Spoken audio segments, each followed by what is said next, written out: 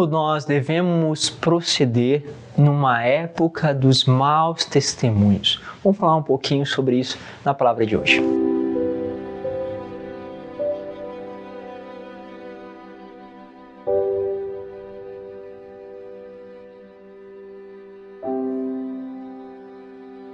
Em nome do Pai, do Filho e do Espírito Santo. Amém. Mais uma vez, vamos junto aí, passando pela palavra de Deus, aprendendo cada vez mais com ela. Quero pegar com vocês a palavra que está no Evangelho de São Mateus, capítulo 23, do versículo 1 a 12. Diz assim: Naquele tempo, Jesus falou às multidões e aos seus discípulos, ele disse: Os mestres da lei e os fariseus têm autoridade para interpretar a lei de Moisés. Por isso, deveis fazer e observar tudo o que eles dizem, mas não imiteis suas ações, pois eles falam e não praticam. Amarram pesados fardos e colocam nos ombros dos outros, mas eles mesmos não estão dispostos a movê-lo nem sequer com um dedo. Fazem todas as suas ações só para serem vistos pelos outros. Eles usam faixas largas com trecho da Escritura e na testa e nos braços põem na roupa longas franjas. Gostam de lugar de honra nos banquetes e dos primeiros lugares na sinagoga. Gostam de ser cumprimentados nas praças públicas e de serem chamados de mestre. Quanto a vós, nunca vos deixei chamar de mestre, pois um só é o vosso mestre e todos vós sois irmãos. Na terra não chameis a ninguém de pai, pois um só é vosso Pai, aquele que está no céu. Não deixeis que vos chamem de guia, pois um só é o vosso guia, Cristo. Pelo contrário, o maior dentre vós deve ser aquele que serve. Quem se exaltar será humilhado, e quem se humilhar será exaltado. Palavra da salvação. Bom, nós temos aqui um detalhe importante que Deus vai colocando, que Jesus vai falando. Olha só, fazem o que eles falam porque eles têm autoridade. Mas o que? Eles estão ali sentados na cátedra, ou seja, têm autoridade para falar a palavra, porém eles não fazem o que eles falam. E isso tem sido uma coisa comum nos nossos tempos, né? E essas quedas muitas vezes arrastam inúmeras outras pessoas. Nós falamos muito disso, né? Nós podemos ter pessoas que se convertem com a palavra, mas o testemunho, sem dúvida, ele arrasta. E nós precisamos dar testemunho da palavra.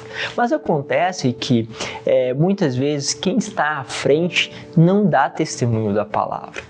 E isso tem levado à queda de outros. Então, nós temos expressões, né, de padres, de pessoas, às vezes de fundadores de comunidades, que muitas vezes caem e que falham justamente na escolha da palavra. E aí o que acontece? Os outros olham e fazem o seguinte: fulano faz isso, ele fez isso daqui, então eu não ouço mais ele, não quero mais saber. E aí aquela pessoa pega tudo que aquela pessoa disse e joga fora. Joga fora. Meus caros, por favor, não façam isso. Eu estou aqui fazendo com vocês, né? Já acho que terceiro ano praticamente, daqui a pouco nós vamos chegar no quarto ano e vamos caminhar aí provavelmente um bom tempo juntos, né? Se eu erro amanhã, se eu dou um mau testemunho, não jogue fora o que foi dito, porque foi Deus que lhe comunicou. Ok? Não podem jogar fora isso. Fiquem com aquilo que Deus falou com vocês, mesmo quando o instrumento é ruim. E essa deve ser a nossa postura, né? Nós estamos convivendo numa época que aparecem escândalos, e hoje os escândalos são mais fáceis de ser perceptíveis, até por causa dos meios de comunicação, né? Esses tempos atrás, né, justamente o Vaticano falou isso, né? Um grande homem que construiu coisas bonitas na liturgia, na iconografia, uma grande expressão em termos cristãos, que se envolveu com problemas graves morais. E aí o que o Vaticano pediu? Separamos as coisas. Ou seja, não jogamos, não podemos, são minhas palavras, tá? Mas querendo dizer assim, não vamos jogar fora toda a riqueza que essa pessoa trouxe em nível justamente da arte. Não vamos jogar fora tudo que ele colocou em termos de meditação. Pelo contrário, vamos valorizar. Mas isso aqui ele errou. Ele precisa, de certa forma, né, essa figura precisa ter uma responsabilização deste erro, né? Mas isso daqui, não podemos falar, foi fulano que falou, fulano que fez, então ele fez isso, agora jogamos tudo fora. Não façam isso, porque esse é o trabalho do mal, que além de jogar a pessoa justamente no pecado, quer jogar toda a obra e todo o trabalho de Deus fora. Ok? Não deixamos que isso aconteça. Isso vale justamente também para aquela pessoa da sua família, né? Quantas vezes tem pessoa da família que é bom para falar o evangelho, fala lá as passagens bíblicas, fala um monte de coisa, diz isso, aí na hora de dar o testemunho na família, não, é o primeiro a reclamar, murmurar, aquela pessoa é dura, é intransigente. Olha só, tudo isso, mas a pessoa é boa para falar do evangelho, isso dá mais raiva ainda. Dá raiva, eu entendo isso, né? Ou seja, quando muitas vezes numa faculdade nós vivíamos, né, padres falar atrocidades, era difícil, por quê?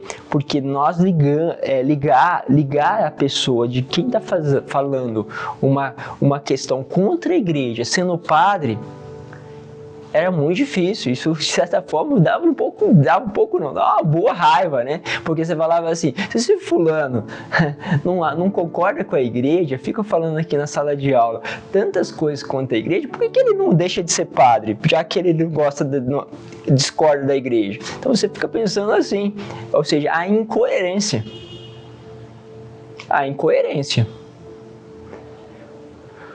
Porém, por causa da incoerência, a gente não pode jogar. Nesse caso não, né? A pessoa já falava alguma coisa, já falava coisas erradas. Mas no caso, se a pessoa fala uma coisa certa, mas é incoerente, fica com aquilo que é bom. E só jogue fora aquilo que não é bom.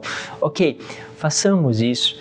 Parece uma coisa muito simples, mas ela é muito importante hoje na nossa época, né? Aonde nós temos esses escândalos acontecendo, né? São coisas justamente difíceis, né? E da qual ninguém justamente está isento de acontecer consigo.